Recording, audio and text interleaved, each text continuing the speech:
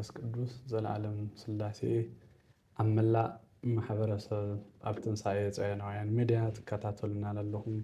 ጸጋ ጎይታና ኢየሱስ ክርስቶስ ምስ ኩልኻትኩም ይኹን። ያው ስሞይ መርጌታ ሃይለ ስላሴ ይበሃል። ዝመጽእ ከሉ ካብ ክፍለ ከተማ ቀዳማይ ወያነ እቱ ዓብይ መመክሕና ገዳም ደብረ ገነት መድኃኔ ዓለም ቅድስት ኪዳነ ምሕረት ልደታ ለማርያም ነባሪ እየ። ያው ብዝሎማዓንቲ ለምጸና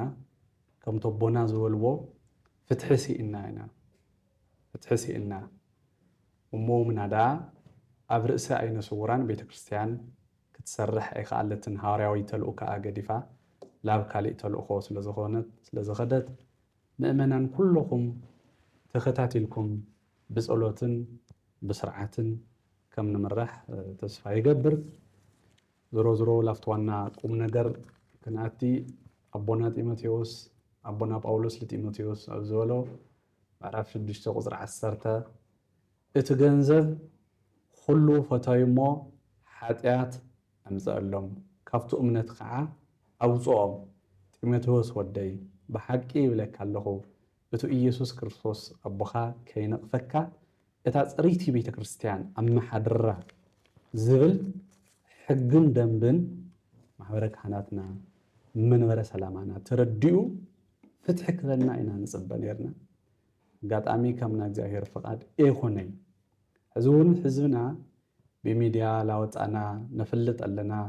ነሳውቕ ለለና ስለዝጸገመና ስለዝቸገረና እዩ። ካልእ ጉዳይ የውሊ ቤተ ክርስቲያንና ዘለዓለም ስኑዲ እዩ። ጎይታና ኢየሱስ ክርስቶስ እንደገና ኣብ ሉቃስ 11 ከም ዝጠቐሶ እቲ ዝግባእ ግብሪ ዘኽፍል እውን ዝግብኦ ይኽፈል፣ እቲ ወታደር እውን ግብኡ ይውሰድ፣ ማንም ሰብ ኩሉ ደመወዙ ብዓቕሙ ይውሰድ። ስለዚ ጎይታና ኢየሱስ ክርስቶስ እዚ እንድሕር ፈትሐልና ደኣ ኣቦታትና ታዕዮም ኮይኖም እዚ ገዲፎም ንጸጋም ዘብሎምለስ እንታይ እዩ ብሓቂ ድዩ ለይተረድኦም ኮይኑስ ወይ ከም ትልወሎ ጳውሎስ ተረዲእዎምስ ገንዘብ ድዩ ሸፊንዎም ልብል ያው ዳኛና ህዝቢ እዩ። ምን ጊዜ ካብ ህዝቢ ከም ተቦና ልበልዎ እዮም ካብ ህዝቢ ካብ መንግስቲ ንዛ ምድሪ እዚኣ ዳኛ እስካዕ ኢየሱስ ክርስቶስ ንኸድ ዳኛ ህዝብን መንግስትን እዩ። እታ ቤተ ክርስቲያን ከዓ ብህዝቢ እያ ትመሓደር። ንሕና እውን ደቂ ህዝቢ ኢና ሞ ምናዳ ንሕና ምናዳ ኣካል ጉዱእ ተኮር ከማይ ልበለ ብጣዕሚ እታ ቤተ ክርስቲያን እንድሕር ዘይሓብሒባቶ እታ ቤተ ክርስቲያን እንድሕር ዘየጸጊዓቶ መንዳእ እዩ ከጸግዖ እዩ። እዚ ለዋዕሉስ ናብ መንግስቲ እኳ እንተኣቲናስ እግዚአብሔር ይመስገን ብቐዳማይ ኣብ መድሕን ጥዕና ልብል ቅድሚያ ለዓይነ ስውራን ዓለም ለኸ ሕጊ እዩ ብነፃ ክሕከሙ እዩ። ቤተ ክርስቲያን ግን ብፍልይ ልበለ መልክዑ ምናዳ ኣነ ያው ከም ትፈልጥዎ እዩ ብዙሕ ምድጋመ የድልን ኣብ ደደቢት እውን ስለ ዝረአኹምኒ መላእ ማሕበረሰብ እውን ኣብ ትንሣኤ ጽዮናውያን እውን ትርእይኑ ኣለኹም ኣብ መቃብር እየ ዝነብር። ካብታ መቃብር እኳስ ውፃእ ተባሂሉ ክንደይ ሓትት ጎተት ክንደይ ከም ተቦና ዝበልዎ ላብ ፍርዲ ቀሪበ ድሕሪኡ ዳኛ ተመልኪቱ ነፃ ስለ ዝበለኒ መሰል ሚድያ ተጠቃምነት ነፃነት ኣለካ ስለዝተባሃልኩ እየ ሕዚ እውን ብነፃነት ዝዛረብ ዘለኹ። ሕዚ እውን ህዝብና ክትፈልጠና ናይ ትምህርቲ ጸገም እንተልዩና እውን እታ ቤተ ክርስቲያን ክተምህረና መምህር እያ፣ ጸገም ፈታሒት እያ። እታ ቤተ ክርስቲያንና ጨቋኒት ኣይኮነትን። ብመሰረቱ መጻሕፍትና ጨቆንተ ኣይኮኒ ካበይ ኢና ምጽኢናዮ እዙ ጸጋም እዚ ገዲፍና ለየማን ክንመራሕ ጸሎትና እውን ከም ትልበልዎ ኣቦና ስሙር ክኾን ጥራሕ ሲሳያ ነዘለለ ዕለትነ ላዕልና ንጌታ ክነጨንቆ እንተይኮነስ ፍትሒ እውን ሂብና ሓቢርና ክንጸልይ ተለና፣ ሓቢርና ክንምልኽ ተለና፣ ሓቢርና ክንሰግድ ተለና፣ ሓቢርና ክንጾም ተለና ብጣዕሚ ዝበለጸን ይኸውን። ስለዚ ማሕበረሰብ ዓለምና ብዙሓት ሊቃውንቲ ኣቦታት ኣብ ዓለም ኣብ ውሽጢ ዓዲ ኣብ ብዙሕ ክፍለ ሃገራት ትግነዩ ደቅኹም ኢና ኣሕባትኩም ኢና እቲ ግፍዕና ሰሚዕኹም እቶም ኣቦታትና ኣቀራሪብኩም ብደንቢ ፍትሒ ክንረክብ ኢና ንደሊ። ከመን ብፁዕ ኣቦና ኣቡነ ሰላማ ያው ተየልዕልኽዎም ክሓልፈ ይደሊ ኣነ ፍትሒ ሲኢነ ኣብ ዞባ ሃገረ ስብከት መቐለ ናብ ኮሌጅ ትምህርቲ ሃውኒ ኣብ ዝበልኩሉ ክፍለ ጊዜ ንዓኻቶም ዘይተምህር ኮሌጅ ንዓኻቶም ዘይተምህር ሃዋርያዊት ቤተ ክርስቲያን እንተልያ ትተዓፀዝሉ ቆራፅ ኣቦ እዮም ሓቂ እዩ ምክንያቱ ንሕና እውን ከምኦም ዝበለ ኣቦ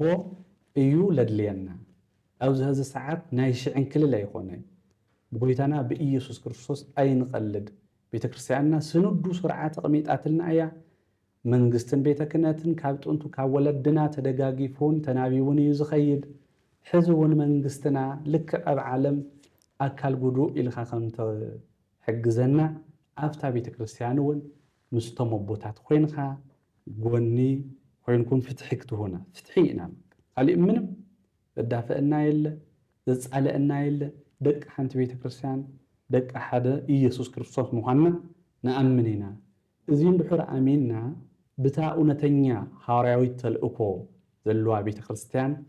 ንምሓደር ካብ ዓርሰ ነቐፌታ ንውፃእ ህዝብና እውን ይንቀፈና ኣቦታትና እውን ጥፍኣት እንተልዩ ቀፂዕኩም ፍትሒ ሓውና ፍትሒ ኣልባ ኣይንኹን ምክንያቱ እዚ ዘመን ብጣዕሚ ናይ ፈተና ዘመን ይኾነና ኣሎ ዘድልየና ምእመናንና ሓብሒብና ላብ ፈጣሪና ካብ ዘለና መዓት ከም ትበልዎ እዩ ጾሚ ጸሎቲ ውሒድና ይኾነ ፍቕሪ እዩ ውሒድና ኣሕዋተይ ብሓቂ ካብ ርእሰይ ጀሚሩ ፍቕሪ እዩ ውሒድና ፍቕሪ ናስኢና ፍቕሪ እንድሕር ዘየለ እውን ከንቱ ኢሉ ወይ ቅዱስ ጳውሎስ ደጋጊሙ ንስኻትኩም ብዙሕ ተፃዓርኩም ብዙሕ እኳ ተበልኩም ሲ ፍቕሪ እሞ እንድሕር ዘየለ ከመይ ጌርኩም ጣውዖት ብምምላኽኩም የቕፅዐኩም ዝገደደ ጥፍኣት ደኣ የምፅአልኩም እምበር ድሕነት ኣይትረኽቡ ናይ እምነትኩም ምንጪ ፍቕሪ እዩ ሓቂ እዩ ሕዚ መሬት ትግራይ ፀቢቡና ኣድባራት ገዳማት ውሒድና ኣይኮነን ፍቕሪ የብልና ተፋቂርና ክተመሓድሩና ኣቦታት በቃ ምእመናንና እውን ብሓቂ ዝግብኦም ኣስራትን በኹራትን እንዳዋፁ ቤተክርስትያን ይሰርሕ ኣለዉ ብዙሕ ነገር ይገብር ኣለዉ ንሕና ኣብ እምነትና ምንም ዓይነት ጥርጥር የብልና እግዚአብሔር ይመስገን ዘለዓለም ስላሴ ብስላሴ ኢና ተፈጢርና ብስላሴ ኢና ነነብር ለና ምንም ኑፋቄ ዝበሃል ገለ ዝበሃል ዋላ ሓንቲ ዓይነት ጥርጥር የብልና ቤተክርስትያንና ስርዕትን ጽፍፍትን ኣስራታ በኹራታ ሓልያ ትኸድ ሕግን ስርዓትን ኣብ ሰባት ኢና ሕዚ ፀጊሙናኒ ኣብ ሰብ እዩ ስለዚ ከም ሰባት እንደገና እንዳተረዳዳእና ብትፅፉፍ ሕጊ ከም ዝበልዎ ኣቡና ኣቡነ ሰላማ ምናዳ ባና ፍልይ ብዝበለ ደካማታት ሰሪሕና ክንበልዕ ለይንኽእል እንድሕር ዘይሰሪሓ ቤተክርስትያን ኣበይማ እዩ ስነ ምግባር ከመይ ጌርና ዳ እዩ ኢየሱስ ክርስቶስ ባዕሉ ዘቐመጦ ሕጊ እዩ ምክንያቱ እቲ ሕጊ እዚ እንተተጥሒስናስ እንታይ ክንኾን ያው እግዚኣብሔር ከምቲ ዝበልዎ ዘየዳሊ ገፅ ርኡ ሰባት ርኡ ዝፈርሕ ኣምላክ ኣይኮነን ኣምላኽና ኣቦ ፍትሒ እዩ ኣቦ ሰላም እዩ ኣቦ ፍቕሪ እዩ ብደሙ ዝገዝአና ንጹሃን ዝኾንና ሰባት እስካዕ ዝኾንና ድረስ ኣቦታትና እውን ብወነ ተረዲእኹም ምስ ምእመናንና ኮይንኩም ፍትሒ ክትውና ይኸዚ ላው ዝዋና ሚድያ እዚ ዓለም እዚ ለምፀና ትንሳኤ ፀዮናውያን እግዚአብሔር ይመስገን ቅዱሳት ዜጋታት ፍትሒ ዝተወደሉ ኢሉ ምኽፋቱ ዓብይ ነገር እዩ ቀደም ዝተበደለ ሰብ ምንም መፍትሒ ይኖር ከዚ ግን ዘመንና እግዚአብሔር ይመስገን ልክዕ ብቲ ቴክኖሎጂ ላሰፍሐ መፍትሕ ለላገበርና ላተፋቀርና ለን እና ፍቕሪ ሚድያ ኢለያን ብለይ ምግናን ልፅውዖ ምክንያቱ ተፋቂርና ተኸባቢርና ኣንውርና ኢና ንብለና ካሊእ ምንም ንብሎ ነገር ፍትሒ ጎዲልና ከም መንበረ ሰላማ ትንፅበዮ ኣፍታ ቅድስቲ ሃገርና ከተማ ኣክሱም ታቦተ ጽዮን ናብ ቦታትና ጽላት ዝዓረፈላ ፍትሒ ነጊሱላ ሰላም ኮይኑ ንሕና እውን ሃማ ሃገርና ፍትሒ ረኺብና ክንነብር እየ ዝደሊ ምክንያቱ ሳልሳይ ዓመት ኮሌጅ እኒአኹ ከሳቴ ብርሃን እግዚአብሔር ይመስገን ለዓመት 40 ዓመት ተመራቂ እየ ኣቡና ኣቡነ ዮሃንስ እውን ተይተቐስኽዎም የሓልፊ ምስ ለሎ ገልታዕታዕ ምስ ብፁዕ ኣቡነ ሰላማ ኮይኖም ኣብ ጎኖም እስካዕ ሕዚ ካብ ለለዎም ምክንያቱ ሃገረ ስብከት ስለ ዘይበጀተለይ ብሃገረ ስብከት ስለ ዘይተለኣኩ ብናይ ባዕሉ ፃዕሪት ኮሌጅ ሽዱሽተ ዓይነ ስውራን ያው ላምህረና ይረብ ፍርቆም ተመሪቆም ኣነ እውን ገና ለዓመታ ዕፃ እዩ ሕዚ እውን ከም መንበረ ሰላማ ፍትሒ ነጊሱ ኣነ እውን እግዚአብሔር ይመስገን ብትንሳኤ ጽዮን ሚድያ ከምታ ሕዚ ፍትሒ ይወሃበና ኢለ ልዛረብ ኣለኹ ሓዳር ገይረ ተመዲበ ወሊደ መራሕየይ ካልኣይ ፍትሒ ረኺብና ኣብዙ በመዝራብና ፍትሒ ረኺብና ኢለ ዝዛረበሉ ቀረባ መዓልቲ ክኸውን ኢሉ ምስ እግዚኣብሔር የተሓሳስብ